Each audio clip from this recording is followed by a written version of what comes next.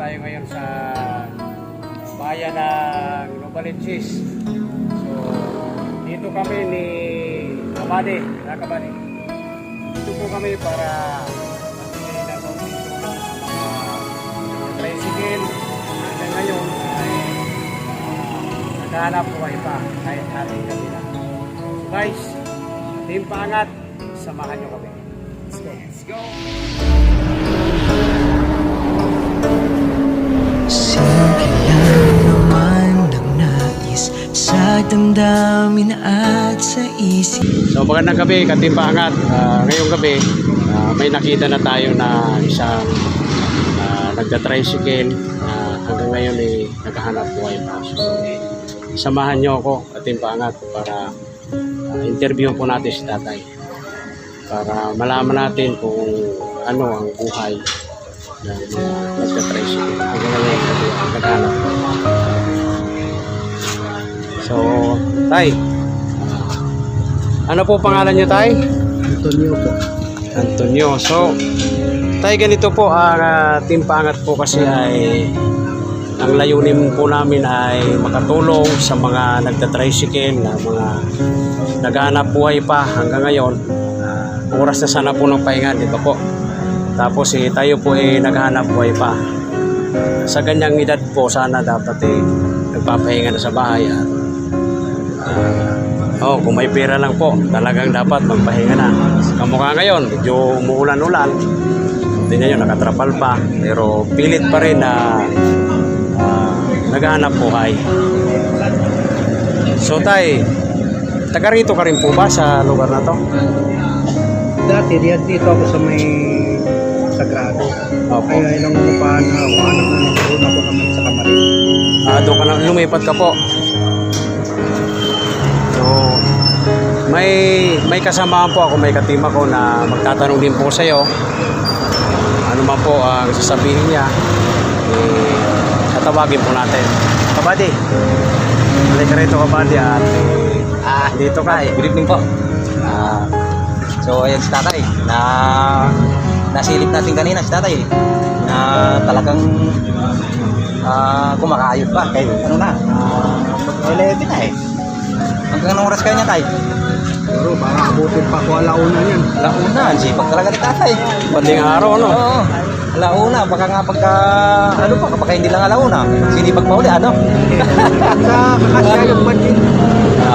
Depende sa ano, no? May mga magkano naman kaya hindi ko na yun tayo pagka ganong nabot din ng ganong oras. Kailangan maka-entry ka pa na kanisis mga alauna. 500? Pwede na rin, pero anong oras pa ko nag-umpisa nun? Umaga. Medyo ano nga, no? 24 oras, 12 oras, ano? Oo, habang oras yun. Naikit. So, ayan. Ang timbangat kasi, ang layunin, nasabi naman kanina ni, ano siguro na sa iyo. Ano ang layunin ng timbangat? Sumisilip kami ng mga driver na halos dekada na sa kalsada na naghahanap buhay. Yun ang nais namin, isa sa mga nais namin tulungan, mga driver na yun. Correct. Ayan. So ayan, dahil sa iyong kasipagan, bilang isang maputing padre de pamilya, mayroon kaming konting ano sa iyo. Sana makatulong yan. At ano, bro? So tayo ganito So magkano nga yung binibigay mo kay Mrs. para ikaw makapagpahinga na? At kumbaga boundary 500, no? So maghapon ng 500, 12 hours. Pag naka 500 ka na, malinis, kasama yung alis na yung gasolina, malinis 500, pahinga ka na, pwede lang pahinga. So ganito tayo. Bilang pasasalamat at kami po, ang Team Paangat po ay saludo po sa iyo na sa ganitong edad, sa ganitong oras, ikaw po ay naghahanap buhay pa. So bibigyan ka po namin ng kaunting tulong para ikaw ngayon ay makapagpahinga na, makauwi na, maka-entry ka na sa iyong misis. Lalo pa tumulan ngayon, di ba? At umuulan, makapagpahinga ka na po. So, Kabady, hawakan mo na ito, man. At bibigyan natin si tatay ng pang-intriga niya sa ano, Commander. dalawang araw dalawang araw na ibibigay ko sa iyo para makapagpahinga ka. Ang araw, bukas, para mag happy kasama mo naman yung asawa mo, mga relax man lang kayo na kumbaga may relax man lang kahit isang araw, dalawang araw yung kasawan. Ito, bibigyan kita ng ito pang gasolina mo. Gasolina mo yan. Ngayon, ito yun naman yung dalawang araw mong pahinga. Papahinga ka, dalawang araw ha. So, ngayon, siguro, makapagpahinga ka ng dalawang araw, relax sa konti. Ngayon tayo, ito, tatanungin kita kung ano ang masasabi mo sa aming team, sa Team Pangat, ano masasabi mo sa amin. Sa akin, masabi ko lang sana tuloy-tuloy at sa marami kayong magtulungan kagaya ko. Kaya siguro marami matutuwa sa ginagawa niyo. Walang problema yan tayo. At sana tayo po ay pagpalain pa at para naman yung ating bahagi sa ating buhay na habang po tayo ay nabubuhay, makatulong po kami, makatulong po tayo sa mga higit po na nangangailangan. Layunin ng So, yun po ang layunin ng Team Pangat tayo. So maraming salamat sa iyo tayo.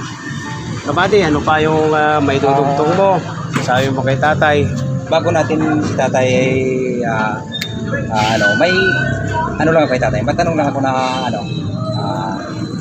ano bang mga naging karanasan mo na medyo hindi mo makalimutan sa iyong pamamasada? Yung hindi natin makalimutan, yan ang makatulong sa atin. Yan ang trabaho na dinaya natin eh. Okay. Yung bang dedicated ka na talaga sa... wala na yun. Hindi na pwede tayo magpasok sa ibang trabaho. Wala na. Talagang ginugol mo lang talaga yung oras mo.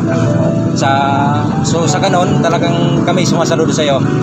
Bilang isa ring commuter na sumasakay sa mga tricycle, ano naman masasabi mo sa mga pasahero mo na ano? Ang mga pasahero, mayroon din mabait, mayroon din hindi.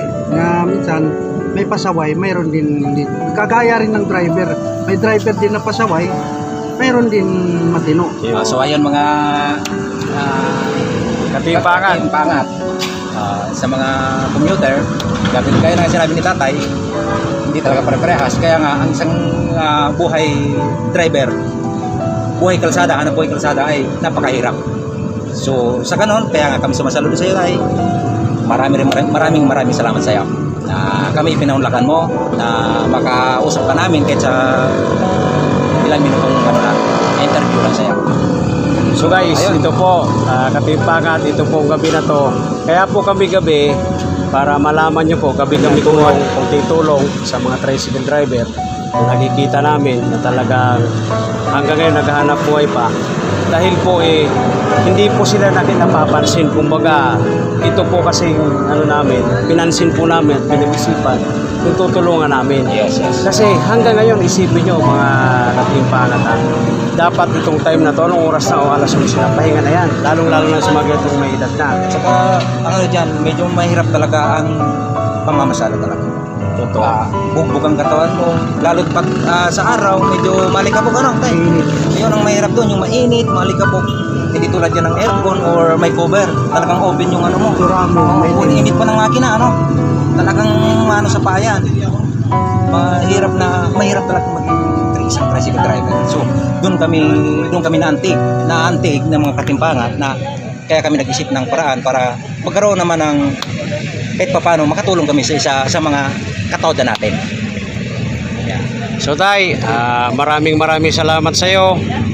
At salamat din at andyan Panginoon nandyan. Ibinigay ka sa amin, nakita ka namin ngayong gabi. Hanggang ngayon, ikaw naghanap buhay pa. So maraming salamat sa iyo tayo. Saludo kami sa iyo, sa Team Pangat. Ingat ka po, ingat tayo sa pag-uwi. At sana bigyan ka pa ng maraming buhay ng Panginoon at ikaw po ay laging masaya. So, salamat. Salamat, Tay.